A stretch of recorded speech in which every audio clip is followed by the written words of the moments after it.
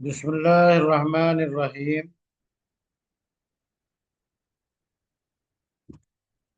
جس آیت کریمہ کے ذیل میں گفتگو چل رہی ہے اس کا ایک حصہ ہے ثم اتم الصیام الی اللیل، کہ روزے کو رات تک مکمل کیجیے۔ تو ظاہر ہے روزے کی جو حقیقت ہے وہ اکل و شرب اور جماع سے رضائے الہی کے لیے صوم کے دورانیہ میں رکنا، یعنی نہ کھانا نہ پینا نہ جنسی تعلق قائم کرنا، صرف اللہ کے لیے۔ تو یہ صوم کی حقیقت ہے۔ اور پھر ایک بات یہ بتائی گئی تھی کہ جس طرح روزے کی حالت میں قصدن زوجین تعلق قائم کر لے تو قضا و کفارہ واجب ہے، تو جس طرح جنسی عمل سے کفارہ واجب ہے، اسی طرح اگر قصدن کھا لینا قصدن پی لینا تو ان دونوں امور کی بنیاد پہ بھی کفارہ واجب ہے، چونکہ یہ تینوں ہی مفطر ہیں۔ اکل اور شرب اور اس کے ساتھ جنسی عمل، ان تینوں سے رکنے کا نام صوم ہے، روزہ ہے۔ تو ظاہر ہے کہ جس طرح جنسی عمل سے روزہ ختم ہو جائے گا اور کفارہ واجب ہے جب عمد کی صورت میں ہو، تو یہی حکم اس کے دوسرے جو ہے عقل و شرب کا بھی ہوگا۔ اس سلسلے میں سیدنا امام شافعی رحمۃ اللہ علیہ کا اختلاف ہے کہ وہ کہتے ہیں کہ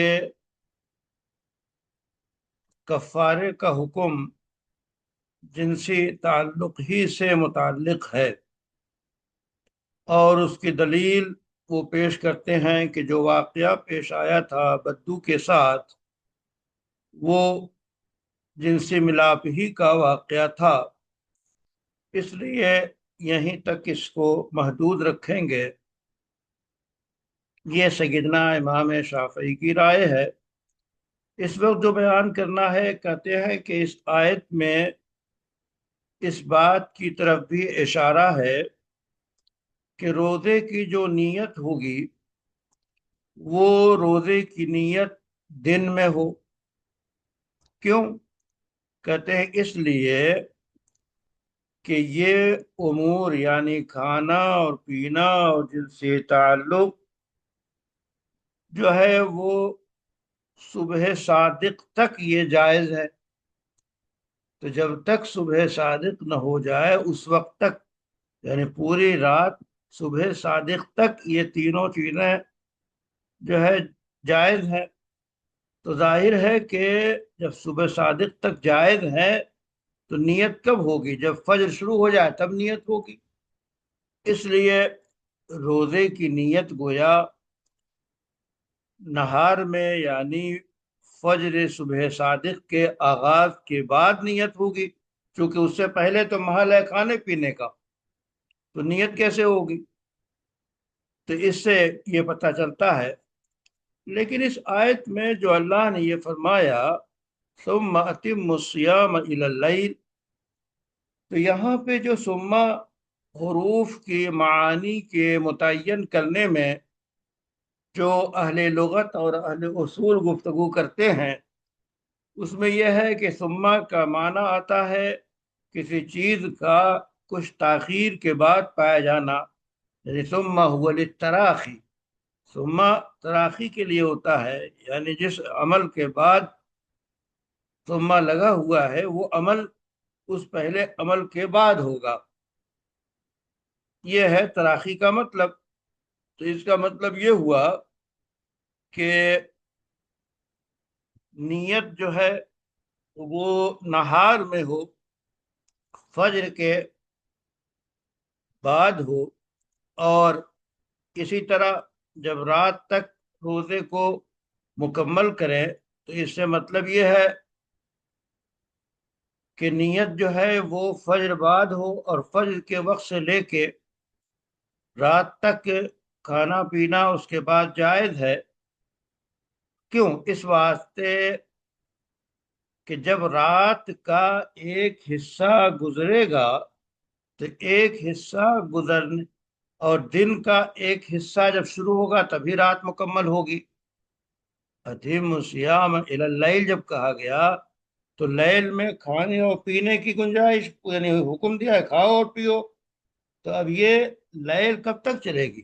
لیل اس وقت تک چلے گی جب تک صبح صادق نہ ہو جائے۔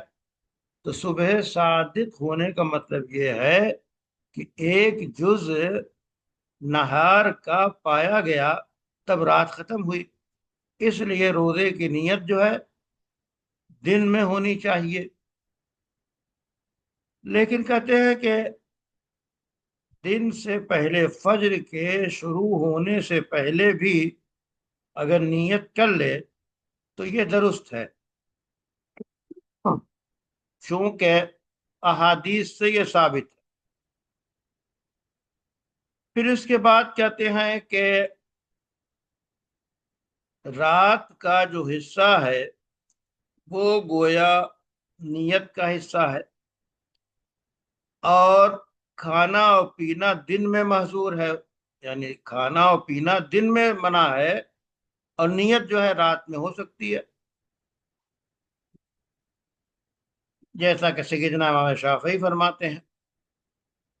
اس کے بعد کہتے ہیں کہ مشہور کتاب التوضیح والتلویح ہے اصول فقہ کی، اس میں شیخ ابو معین کہتے ہیں کہ ابو جعفر خباس سمرقندی یہ نقل کرتے ہیں کہ اس آیت سے اس انداز میں نیت کے جواز کا دن میں ہونا استدلال کیا جاتا ہے، کہ اس سے لوگ استدلال کرتے ہیں کہ دن میں نیت ہونی چاہیے۔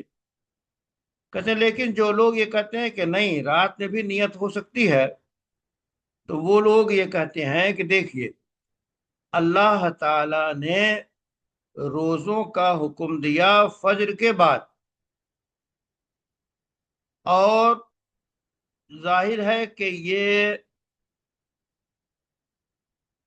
روزے کا جو حکم ہے یہ روزے کا رکن ہے، یہ شرط سے اس کا تعلق نہیں ہے۔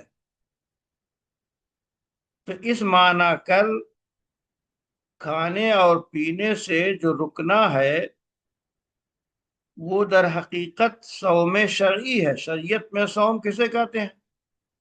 شریعت میں صوم کہتے ہیں کھانے اور پینے اور جنسی عمل سے اللہ کی خاطر رکنا۔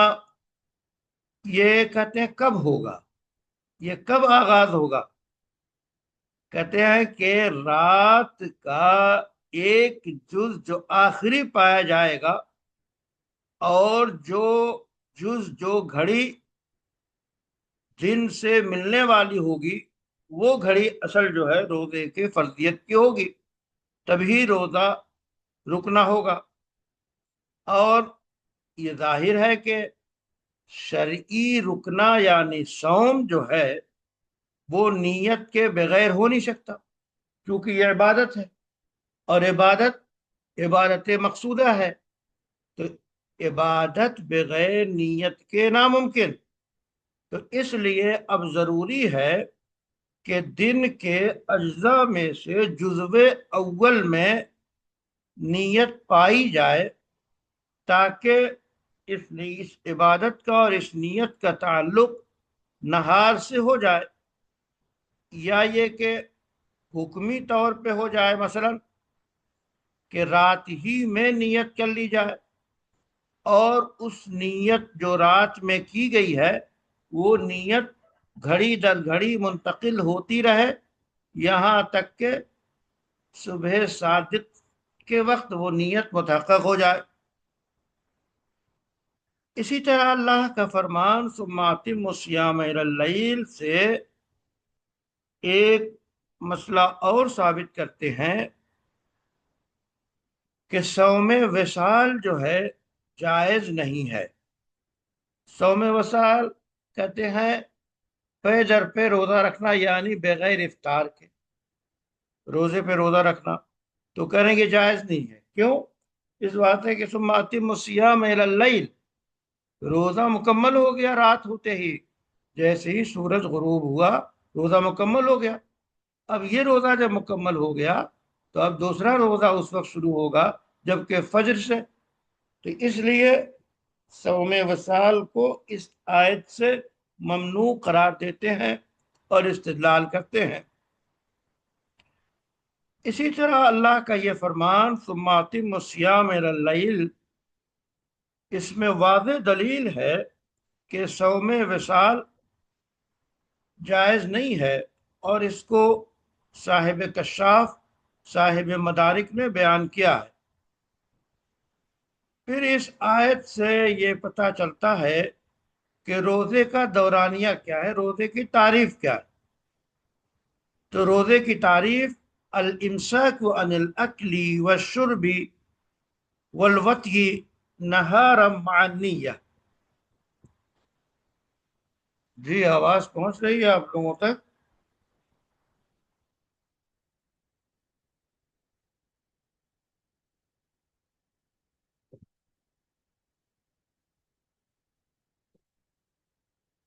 آواز پہنچ رہی ہے؟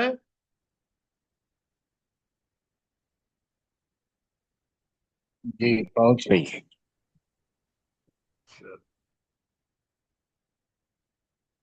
کتاب کھلی ہوئی ہے؟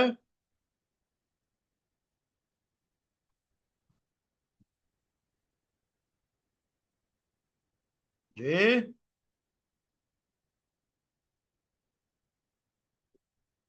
کتاب سامنے ہے آپ حضرات کے؟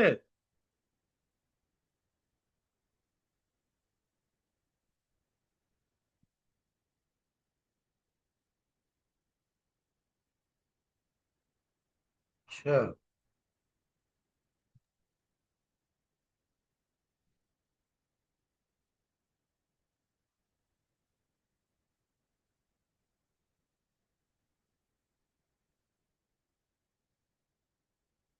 تو گویا اس آیت سے روزے کی تعریف بھی سمجھ میں آتی ہے کہ روزے کی تعریف یہ ہے کہ ان تینوں چیزوں کھانے پینے اور جو ہے خلوت سے تھی پورے دن نیت کے ساتھ رکنا، اور جیسا کہ بتایا گیا تھا کہ نیت کے کیا معنی ہے، نیت کے دل کے ارادے کا نام ہے۔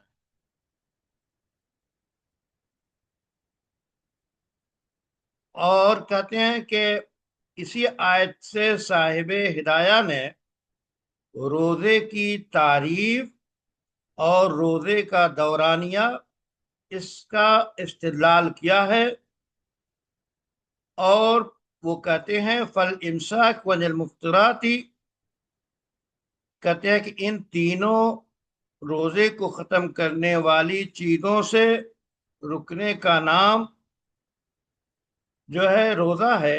تو گویا ان تینوں چیزوں کا استعمال صوم کی نقیض ہے، نقیض الصوم۔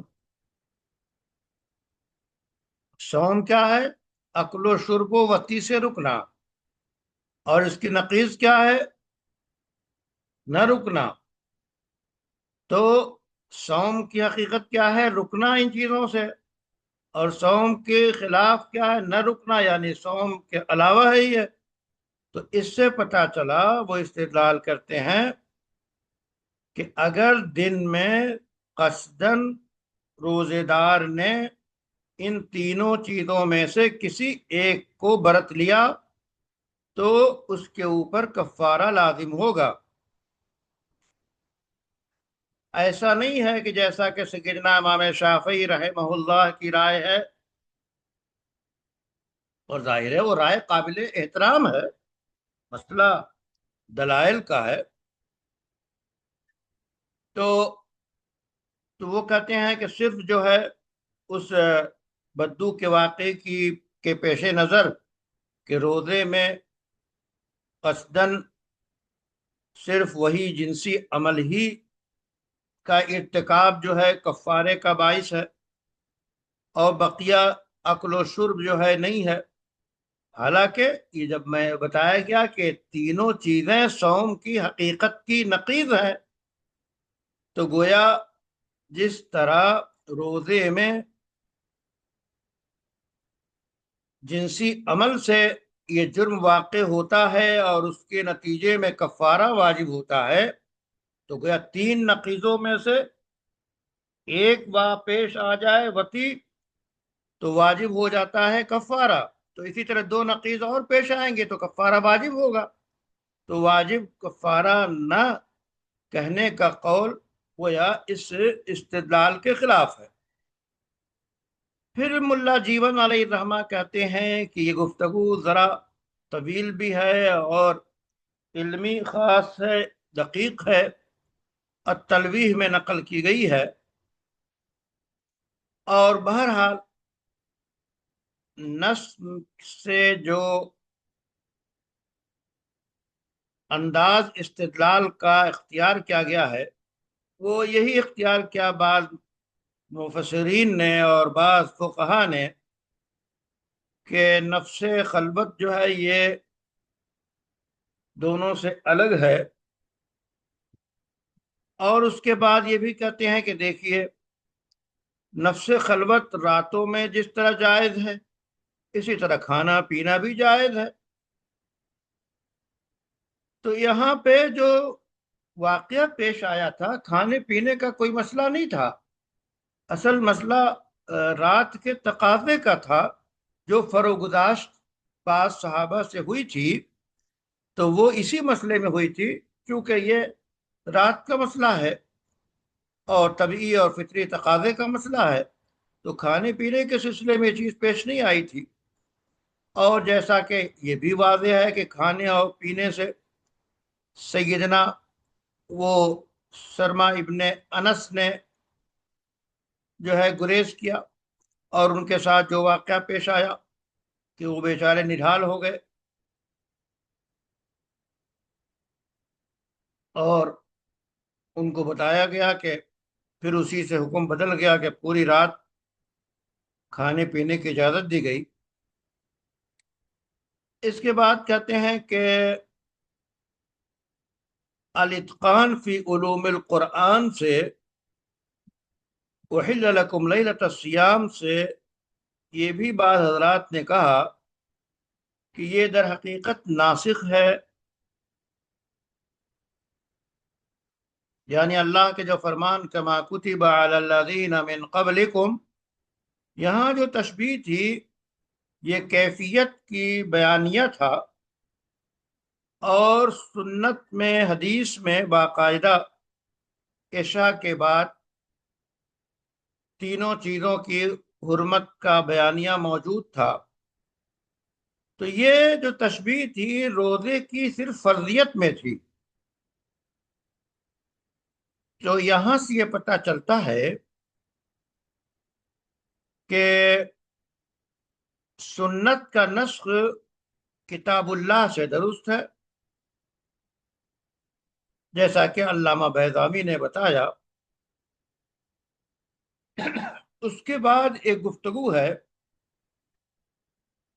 کہ کھانے اور پینے سے رات میں جس طرح رکنا ضروری نہیں ہے، ظاہر ہے کہ رات میں کھانا پینا تینوں عمل رات میں عام روزے داروں کے لیے جائز ہے، لیکن ان تینوں میں سے ایک عمل خاص طور پہ معتکفین کے لیے ممنوع ہے، اور وہ ہے خلوت۔ وَأَنْتُمْ عَاكِفُونَ فِي الْمَسَاجِدِ، یعنی جو روزے دار اعتکاف کیے ہوئے ہے وہ مسجد میں بیٹھ کے سحری بھی کر سکتا ہے، چائے بھی پی سکتا ہے، کھا پی بھی سکتا ہے، لیکن مسجد میں جنسی عمل کی تکمیل نہیں کر سکتا۔ اسی واسطے اللہ نے فرمایا وَلَا تُبَاشِرُوهُنَّ وَأَنْتُمْ عَاكِفُونَ فِي الْمَسَاجِدِ۔ ظاہر ہے کہ اعتکاف مسجد ہی میں ہوگا، اعتکاف شرعی مسجد میں ہوگا، جو جماعت خانے بنا لیے جاتے ہیں اس میں اعتکاف نہیں ہوگا۔ تو جب اللہ نے فرمایا جب تم اعتکاف کی حالت میں مسجد میں ہو تو ایسی صورت میں خلوت جو ہے، جنسی عمل حرام ہو جاتا ہے۔ تو گویا کہتے ہیں کہ یہ آیت در حقیقت ان اہل اعتکاف کے بارے میں اتری کہ جب وہ لوگ اعتکاف کی حالت میں تھے اور رات کو فطری تقاضے یعنی جو ہے وہ استنجے وغیرہ کے لیے گھر گئے، تو گھر جانے کے بعد پھر وہ رک نہ سکے، آگے بڑھ گئے، اور اس کے بعد پھر تشریف لائے مسجد میں غسل کے بعد، تو اللہ تعالیٰ نے ان کو اس سے روک دیا۔ یعنی کچھ واقعات ایسے پیش آئے،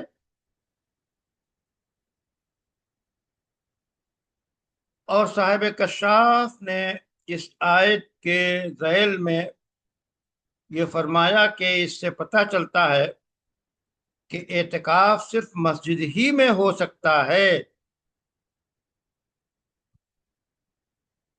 البتہ یہ نہیں ہے کہ کسی ایک ہی مسجد میں ہو، مسجد کوئی بھی ہو، اس مسجد میں وہ بھی لگاتے ہیں کہ مسجد یعنی وہ جس میں باقاعدہ پنج وقتہ نماز ہوتی ہو، اس مسجد میں اعتکاف ہو سکتا ہے۔ بعض حضرات جو یہ کہتے ہیں کہ اعتکاف تو صرف بیت المقدس اور مدینہ منورہ اور مسجد حرام میں ہی ہوتا ہے، یہ تو شاذ قول ہے۔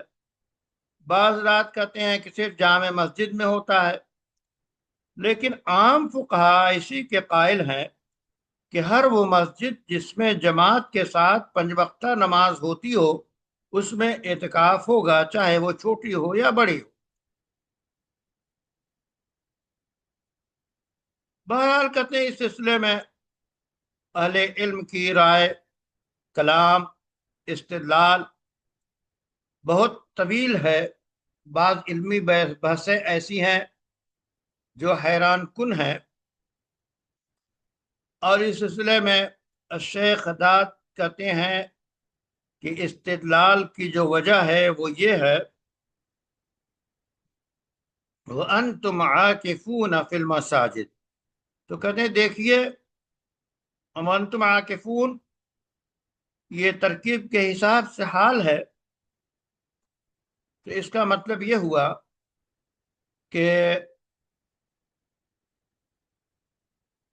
وہ قول ایک نقل کرتے ہیں جو محاورے میں بولا جاتا ہے، اد الی الفا وانت حر، 1000 روپے دے کے چھوٹ جاؤ۔ تو کہتے ہیں اس کا مطلب یہ ہے کہ اصل مسئلہ اس کا چھوٹ جانا اور آزاد ہونا ہے، اور وہ کب ہوگا؟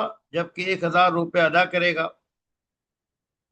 تو یہی کہتے ہیں اعتکفو یعنی اعتکاف کرو، کہاں کرو؟ فی المساجد،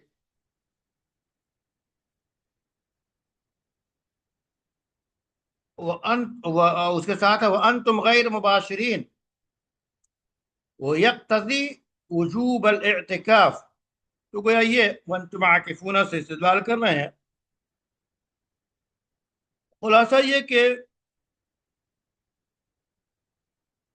اس قید کی ضرورت نہیں ہے، لیکن چونکہ اعتکاف مسجد ہی میں ہوتا ہے اس لیے یہ فرمایا۔ اور یہ بھی واضح ہے کہ مسجدوں میں اعتکاف کرے وَأَنْتُمْ لَا تُبَاشِرُوهُنَّ، اور شرط یہ ہے یہ عمل جنس نہ پایا جائے۔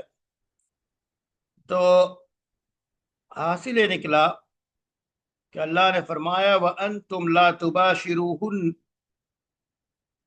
یہ در حقیقت کن حرًا وَأَنْتَ مُؤَدًّ لِلْأَلْفِ کے قبیل سے ہے۔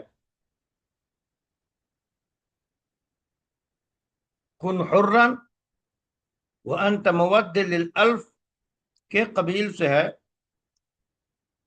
تو گویا اس میں وجوب کو ساتھ دو قیدیں لگی ہوئی ہیں، اور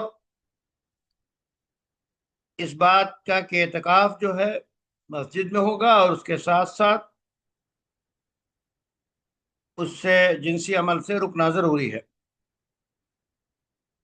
پھر فرماتے ہیں کہ اعتکاف کی حقیقت کیا ہے؟ لغوی معنی صرف ٹھہرنے کے، اور صرف ٹھہرنا یہ تو کوئی عبادت سمجھ میں نہیں آتی۔ صرف رک جانا، صرف ٹھہر جانا، یہ تو عبادت سمجھ میں نہیں آتی۔ کہتے ہیں یہ نص جو ہے، جو فقہا کی اصطلاح ہے کہ ما یدرک العقل بھی وما لا یدرک القیاس بھی، کہ ایک تو وہ امور ہیں جہاں تک قیاس کی رسائی ہوتی ہے، اور ایک امور وہ ہیں جہاں تک قیاس کی رسائی نہیں ہوتی ہے، یہ ایک اصطلاحی معنی ہے۔ تو ایک ہے سمجھ ما وراء العقل، اور ایک ہے سمجھ میں نہ آنا۔ دونوں میں فرق ہے۔ چیز وہ سمجھ میں آئے گی جو استعداد اور صلاحیت کے اندر ہو، اس وہی چیز سمجھ میں آئے گی۔ تو یہاں پہ یہ کہا گیا کہ یہاں جو بتایا گیا کہ صرف ٹھہرنا، تو یہ تو عبادت ہے نہیں، سمجھ میں نہیں آ رہی ہے کہ یہ عبادت ہو صرف ٹھہرنا۔ تو کہتے ہیں یہ حالانکہ نص میں اسی کو عبادت قرار دیا گیا ہے، تو کہتے ہیں یہ ان امور میں سے ہے جن تک رسائی قیاس کی نہیں ہو رہی ہے، اور چونکہ نص میں باقاعدہ قید لگی ہوئی ہے کہ اللبس این الاعتکاف کہاں؟ مسجد میں، تو اس سے پتہ یہ چلا کہ مسجد کے علاوہ اور کہیں اعتکاف نہیں ہو سکتا، اور کہیں گھنٹے دو گھنٹے دن بھر کہیں رہے تو وہ رہنا، وہ رکنا اعتکاف نہیں کہلائے گا۔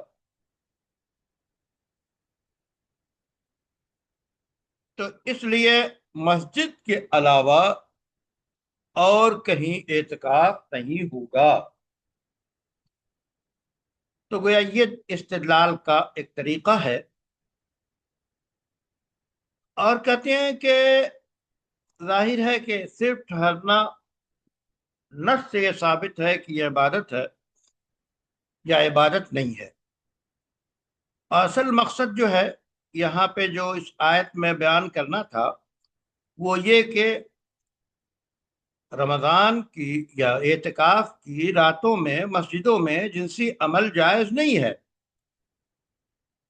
اور اس سے پھر بہت سارے احکام اس انداز میں ثابت کیے کہ اعتکاف مسجد میں ہوگا، اور اعتکاف مسجد ہی میں ہوگا، مسجد کے علاوہ اور کسی جگہوں پہ اعتکاف نہیں ہو سکتا۔ بعض فقہا کہتے ہیں کہ المساجد در حقیقت اعتکاف کے محل کو بیان کرنا ہے، اور اس محل اور اس جگہ یعنی مسجد کے علاوہ کہیں اعتکاف نہیں ہوگا، تو گویا محکوم علیہ کے بعض حصے کو خاص کر لیا گیا،